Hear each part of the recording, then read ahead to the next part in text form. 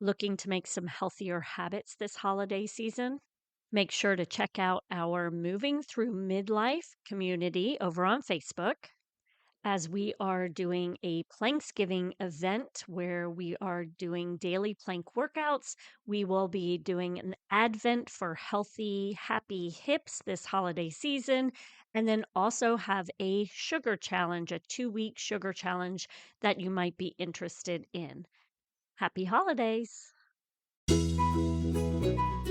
Welcome to Raising Healthy Humans, a podcast created for busy moms, where you can easily find info on health and wellness for your family. Join Courtney, a health coach, movement and posture specialist, and founder of FormFit, an active and supportive community where she helps busy moms move more. Here on Raising Healthy Humans podcast, she shares personal life experiences, training, knowledge, and conversations with other health and wellness experts so you can raise healthy humans.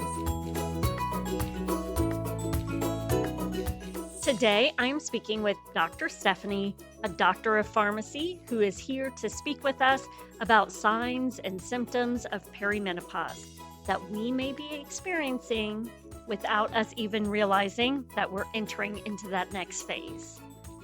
She is here to also provide us with some tips to keep us from going on that roller coaster ride of hormones, and also to speak with us about some things that we need to make sure that we are doing in this stage of life. I hope you enjoy our conversation. Hi, Dr. Stephanie. How are you today? Hi, Fan. How are you? I'm great. So, can you provide us a little bit of your background, where you started, because you are a pharmacist, doctor of pharmacy? And Yes. then you also work with women on wellness, health and wellness. hmm So if you Yep. can, So, yep, go mhm, ahead. no problem. So I've been a pharmacist for over 20 years, and I'm proud to say that. But well, I've worked in all different types of industry with pharmacy. I worked for everything from pharmaceutical industry to managed care, then also in research. And then most recently here, I've gone into the portion where I discuss health disparities and then also perimenopause and menopause. So I try and provide um, tips that are accessible, easy for women who are experiencing this, and that they can just kind of take over and apply to their lives, that are simple and easy ways that we can kind of apply to our lives. So, why I really, I'm a pharmacist, but of course, I'm a woman who is in perimenopause, of course. And the reason I got into that field is because I realized that things were going differently with my body. And although I was in pharmacy school and I did learn women's health and I learned all about the drugs and even wellness portions, we learned about that too in pharmacy school. But if you don't really focus on learning that, then there's a lot of things that you won't come across because it's not a huge focus. It's not a huge focus in pharmacy school or in medical school, is what I'm seeing as well. So it's really up to us as healthcare professionals to learn about it on your own later. And the reason why I did is because I was experiencing signs and symptoms and I wondered what the heck is this? So I started researching and that's how I kind of just fell into the pit of perimenopause, all things perimenopause.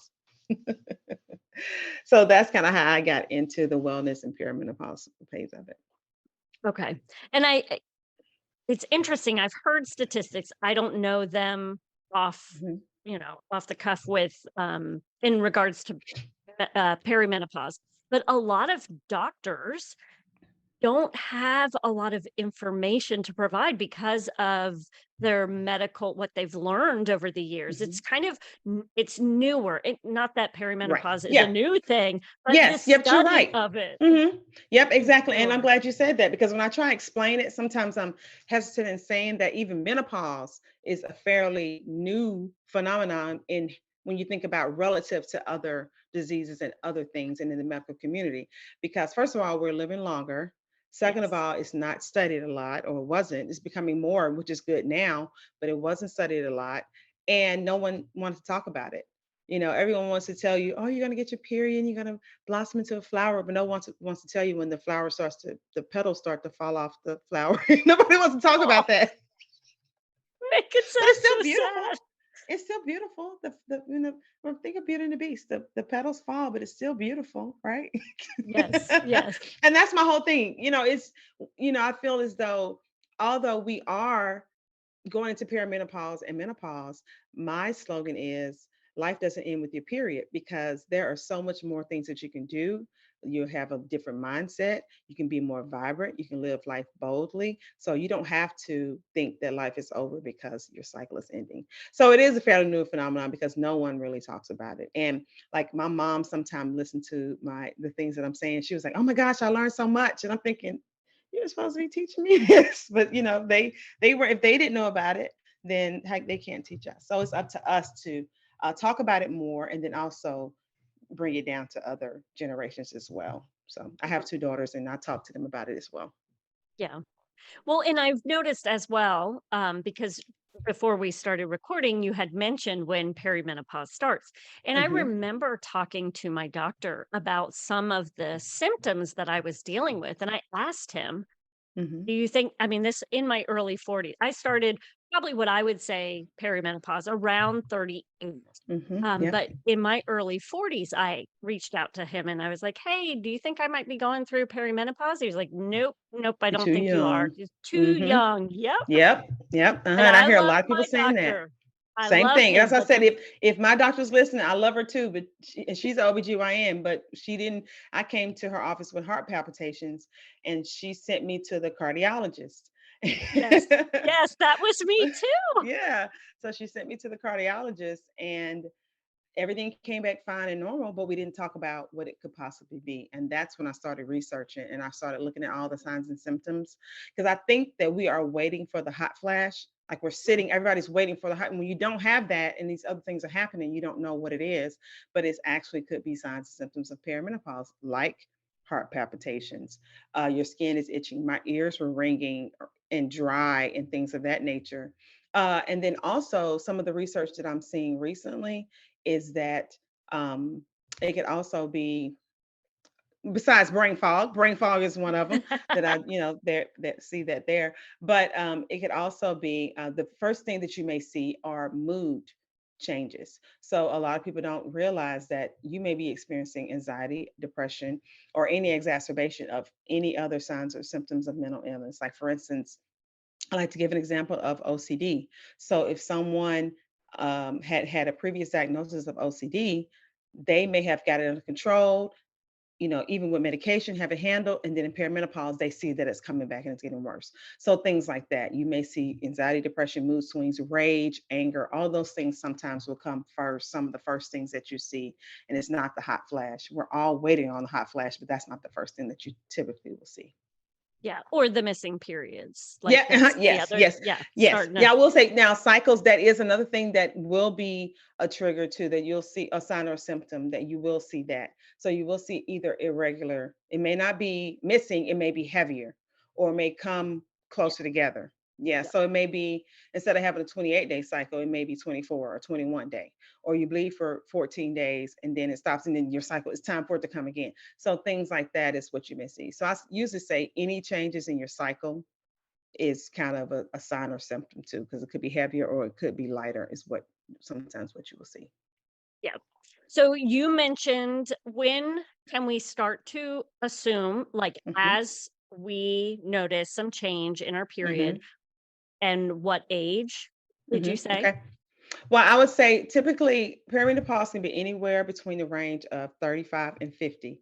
And I know that's a long, wide range, but everyone's different. So some people may start to see those changes in the mid 30s. And I think for myself, I think I was trying to look back in my history, but I think when I went to the cardiologist was like around either early 40 or late 30s is when I went because I had that issue. So it could be sometimes then, but then some people may not even start until it may be 49 or 50 when they start seeing changes. So it just really depends. And then some people will go through perimenopause. It can last anywhere from 4 to 10 years. And so people say, well, when is it over? Well, it's over when you hit menopause. And the definition of menopause is not having your cycle for at least 12 months in one day. So once you don't have that cycle is when you consider menopause. So a lot of women, they could start, let's say if you start in your 40s, start seeing signs or symptoms, you can go 4 to 10 years with having all the symptoms before your cycle ends. But the signs and symptoms and things don't stop when your period does. So people's like, well, I can't wait till this my cycle's over. And I know that's great, but you could still possibly have other signs and symptoms that are still lingering on as well. I spoke to someone in their 70 and they said they were still having hot flashes. That's not everyone, it's not everyone, but some people could possibly still be experiencing that as well. Okay. Okay. So we know the age range, and Mm-hmm. then you mentioned some of the signs and symptoms. Mm-hmm. One thing I'll kind of give one of my signs that I noticed recently. Mm-hmm. Well, I've noticed it for a while now, but it took my mom and I to have a conversation about it where I was Uh-huh. like, this is perimenopause. So, my husband, when he drives, I get Uh-huh. very anxious. And now, mind you, I've always been slightly anxious, but Right. this has become like he has finally said, "You drive. I'm done. I cannot deal with you anymore." Well, that sounds like Like, me. I'm hopping out of my seat, and my mom drives my father everywhere. And Mm. she made a comment about it, and I said, "Yeah." I said, "Let me ask you, when did you start taking over driving?" And she said, "Probably my mid-40s." I said, "Do you think it had anything to do Wow. with perimenopause?" And she said, "Oh, it probably had a lot to do with that because I couldn't handle Wow. the anxiety anymore." Yeah. So, Yep. That could be. almost like not even just anxiety, because I've dealt with anxiety for, like I had anxiety as a child. I had irritable bowel syndrome, all of that. Uh-huh. But like, uh this anxiety that is no longer, it doesn't make sense.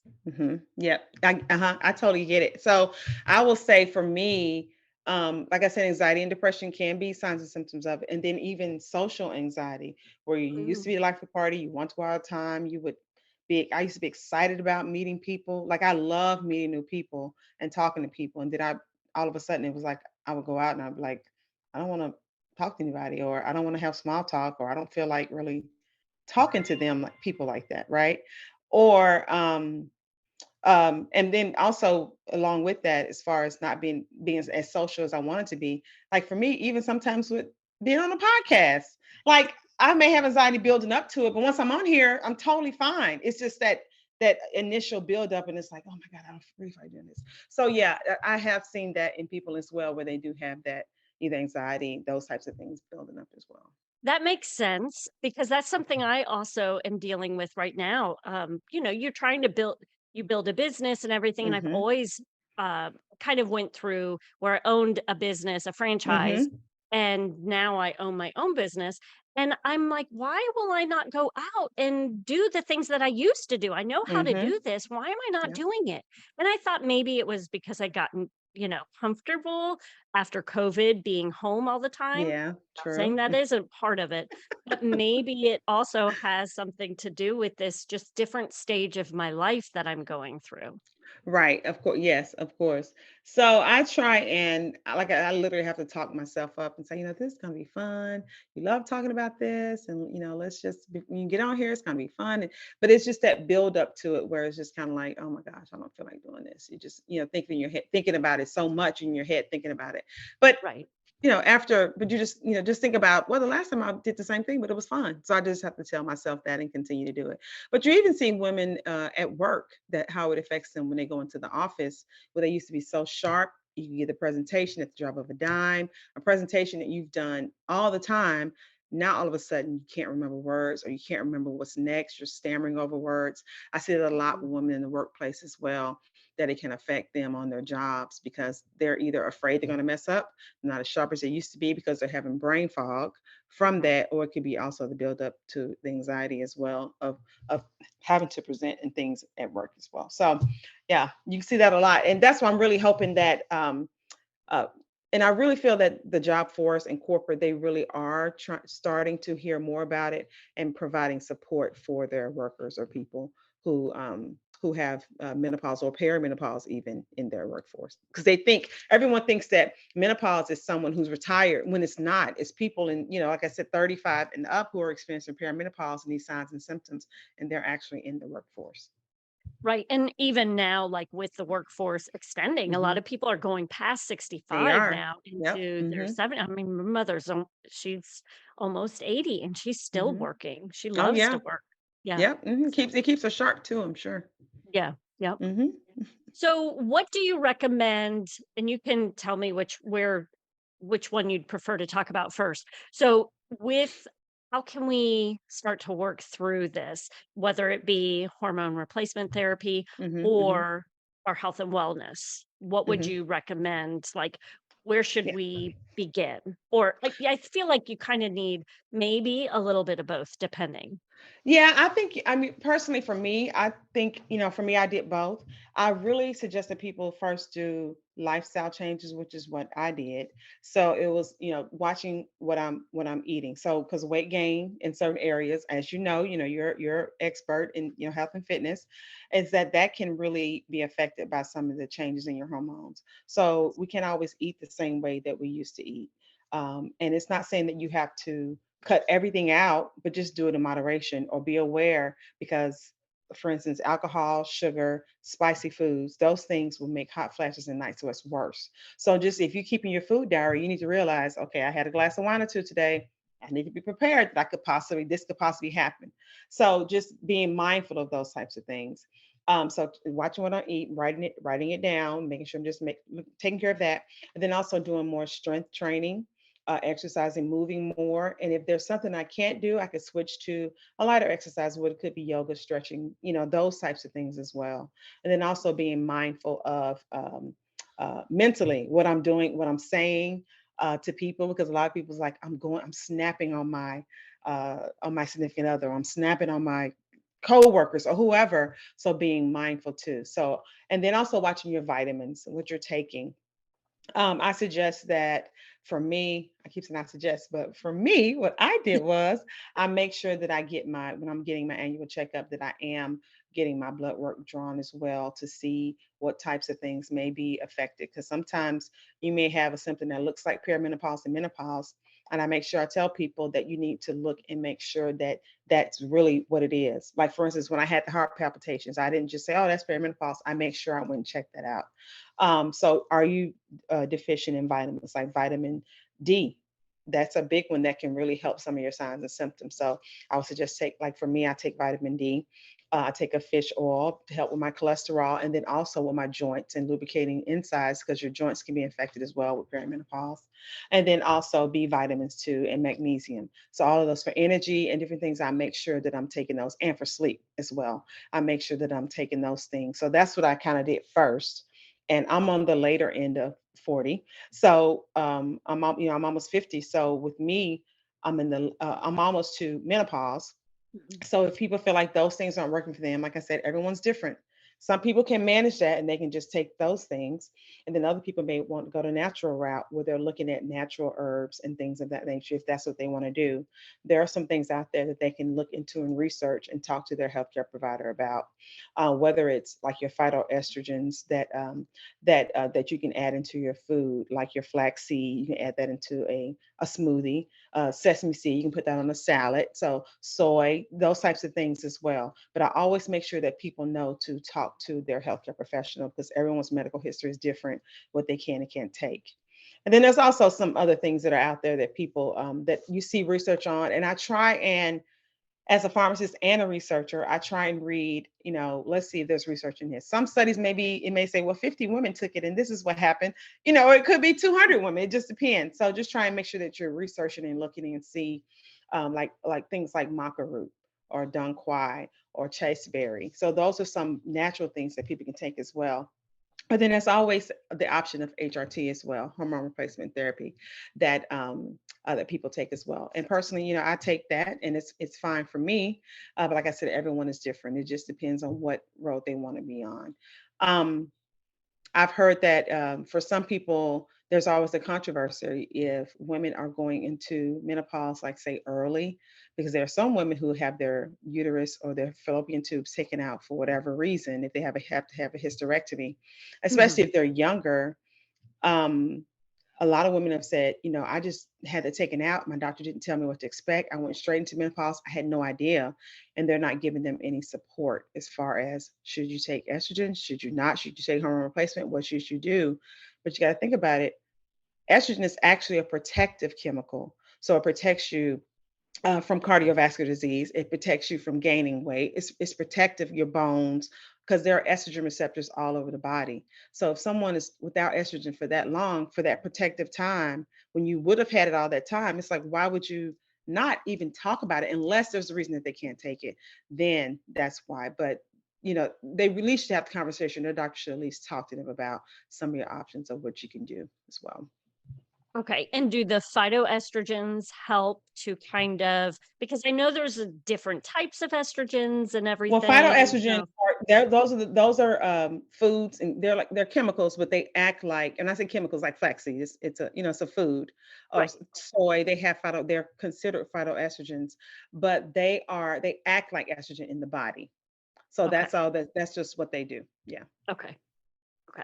So then if you're estrogen dominant, should hmm you speak to a Um, doctor about that Yeah, or I would say talk to a doctor because that would be increasing your estrogen, which of course, you want to make sure that your progesterone, that you're balancing out, of course, with that. So you're right. If you're estrogen dominance, um, which a lot of women are, their progesterone will stop producing, but then they may have said that leftover estrogen in their body. So they should talk to their doctor about it as well. okay. Yeah, and that's one thing that I had learned, and the progesterone starts to drop when Mm-hmm. we are going through perimenopause, and that Yep. is your relaxation Mm-hmm. Yep. hormone. And sleeping So, well too. Yep. Yep. So that's yeah, why like, for instance, when people are on HRT, they will tell them to take their progesterone at nighttime because it can make you sleepy. Which a lot of people okay. aren't sleeping, right? And that's one of the reasons why, because of those hormones. And then also because of night sweats, they're not sleeping too because they're waking up. So there's kind of a lot of different reasons why they may not be sleeping. And then when they're Right. not sleeping, the next day they're tired, they can have brain fog. So it's just like a cycle. Yeah. Well, and then there's magnesium as hmm well, right? That you can take, which can help with. Do you recommend a certain type of magnesium? Because I know there's like magnesium citrate and glyphosate. Uh-huh. And Yeah, is there so one that you it's recommend glycinate is the one for or sleep, if I'm not glycinate? mistaken. Okay. Yes, yes, glycinate is the one for sleep. So there's also one for muscle, and I think that's oh, I can't remember. Is it magnesium citrate is for the gut. So if you Okay. want to use the restroom, that is for the gut. And if I'm saying this wrong, guys, I'm sorry. Forgive me. But magnesium citrate is for no magnesium oxide. That's for the gut. Oh, That's for okay. yeah. That's Okay. for the gut. So if you're using that one, that's going to make you go to the restroom. So and then the one for bed is my magnesium glycinate. So there are there are different kinds. But if you go when you're at the store and you're looking at them, it'll say which one it's on there. So if it says it makes you sleepy, then that's the one you should take for sleep. But typically it'll have what it's for on there. Okay. And are there any things that we should be cautious about with any of these types of supplements that you're mentioning? Yep. I think the biggest thing is to make sure that you're talking to your healthcare professional, whether it's your doctor, your pharmacist, or your nurse, with your medical history is the biggest thing, to make sure that you can take it for whatever the reason is in your medical history. And then also making sure that you're using a reputable company, that you're looking it up and see, is it a reputable company? Where is it made? Those types of things. What kind of factory is it made in? So that's Mhm. for the things that are your herbs. And that's what any herb. I make sure that people are looking at that type of information, because there are some things they may say, well, I mean, kind of like acetaminophen is Okay. that these things can affect the liver, or with some, like for instance, maca root has been shown, for instance, that these things can affect the liver. So looking at those types of things is very, very important to look at as well. When we start looking at hormone replacement therapy, hmm obviously we need to work with our doctor. Do you know hmm anything about the bioidentical? Is hmm that So there are some hormones that are actually approved by the FDA. So there are some out there that you can take, that some are generic that you can take. And then I think there is a newer one out that that's a combination, as well. But with bioidentical, a lot of those are, they are compounded by pharmacists, typically by pharmacists, and they're not necessarily FDA approved because they're compounded based on what the doctor has given. But when they say bioidentical, it's like it's in the body. It looks similar to what's in the body. right? So I'm not necessarily saying they're bad or anything, but they're bioidentical to what it looks like in the body. So I would not take a synthetic hormone, because with synthetic hormones, they're trying to make it like what's in the body, but it typically the chemical structure does not look like what estrogen looks like.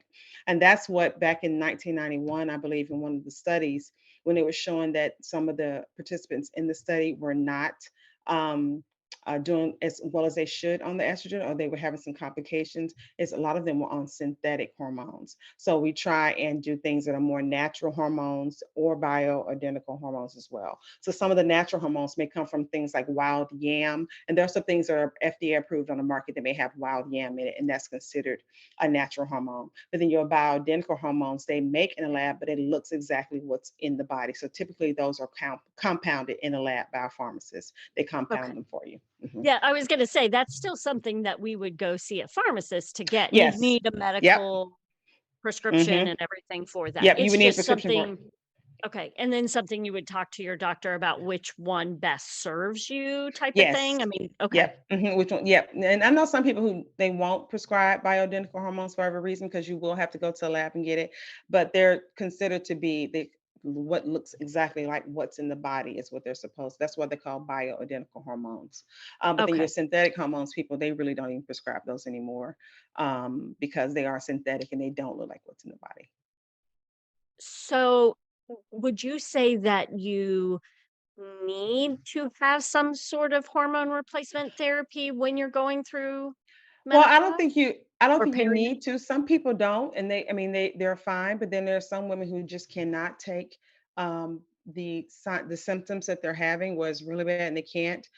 So then, for instance, if they say, "Well, I don't want to necessarily take a pill," because if you take, like for instance, if you're taking your hormones as far as a pill, it actually is metabolized through the liver, which they both are, but it's more through the liver.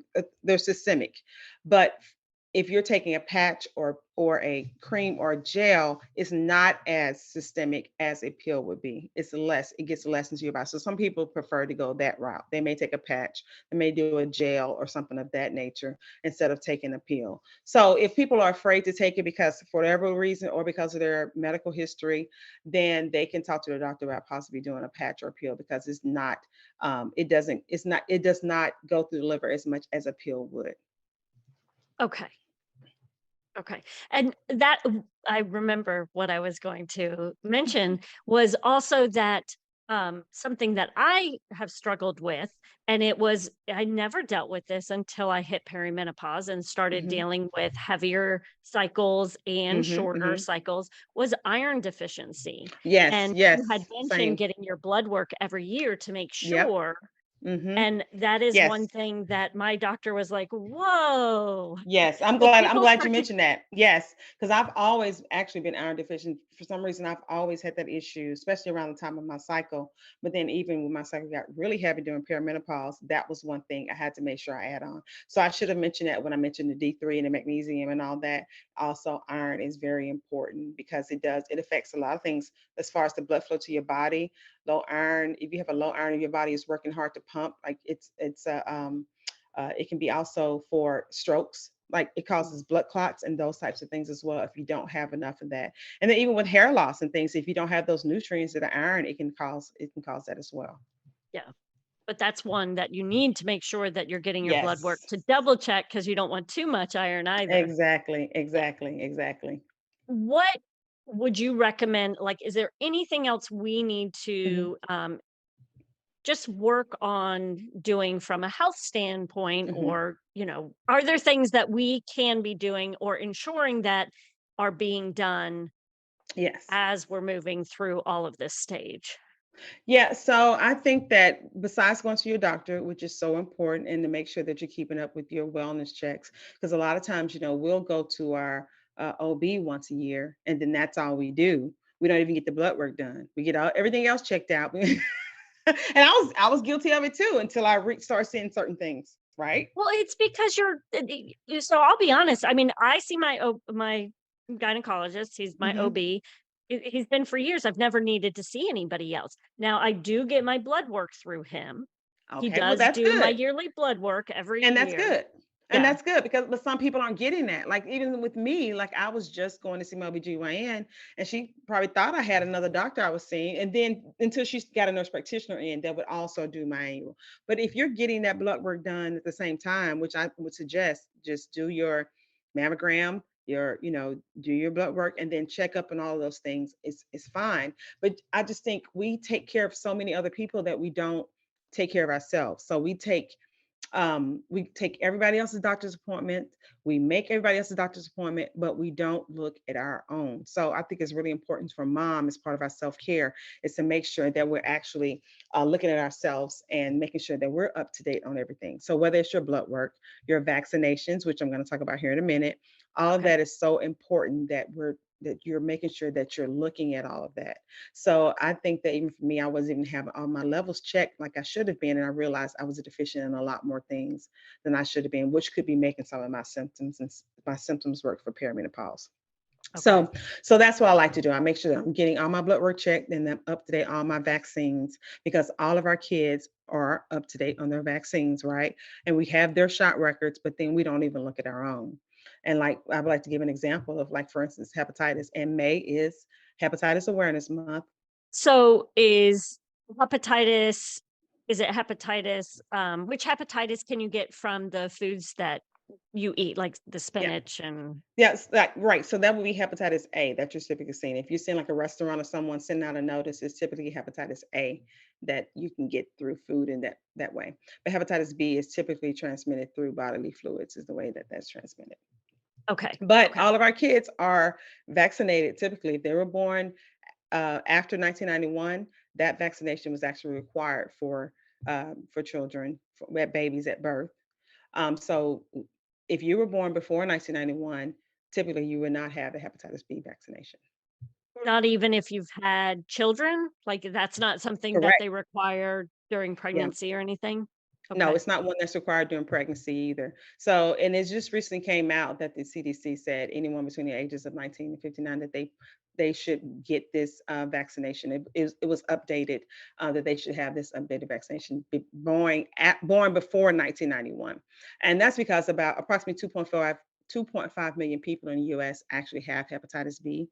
And the chronic hepatitis B can lead to things like liver failure, liver cancer, liver disease. It can lead to all of those things. So it's very important for us to make sure that we are up to date on the vaccine as well. And there are Mm, different options out there for, the vaccine, but one of the ones, Heplisab B is one of the vaccines that is the first and only hepatitis B vaccine that's delivered through 2 doses. So, especially for moms and parents, we are always so busy that that schedule is pretty easy and it helps with compliance. Or you can just go, you got 2 doses over a month's period of time to be able to get that. Heplisab B vaccine. And when people ask, the side effects and symptoms are typically what you would see in other vaccines, which are like you may have pain or redness at the injection site. You could possibly have a fever or tiredness. It's just like with other vaccines that you see. It's sort of the same types of signs and symptoms as well. okay.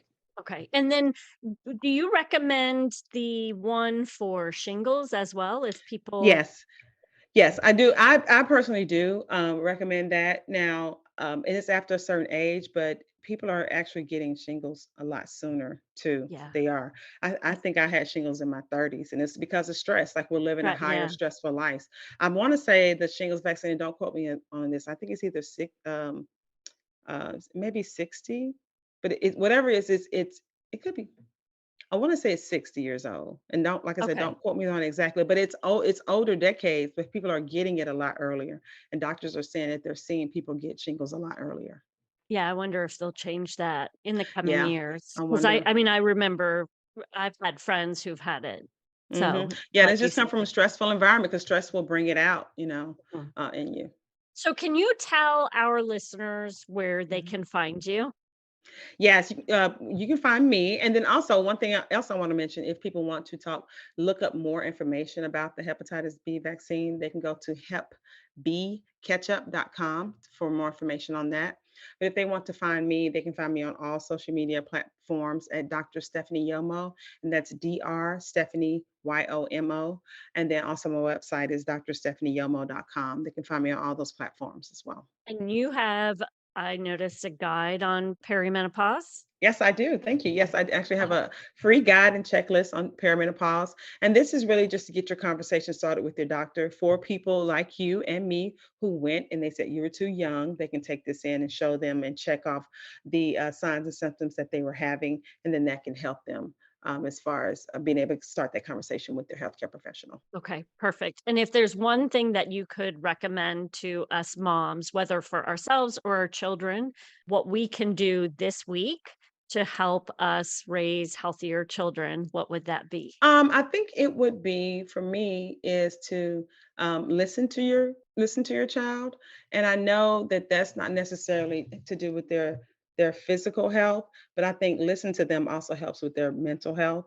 So many times we're raised being told what to do and not listen exactly what we want, but I think it's important for us to listen to them as well to get feedback from them. And I know that's not necessarily a pharmacist this point of view, but being raising a 10-year-old and a 14-year-old, listening to them and letting them have their own opinion and those types of things, or even input or feedback on what they want to do or what they want to listen to, and even what they want to eat. We can find ways to make it healthier too. But I think that's so important to listen to them too. That helps with their mental health.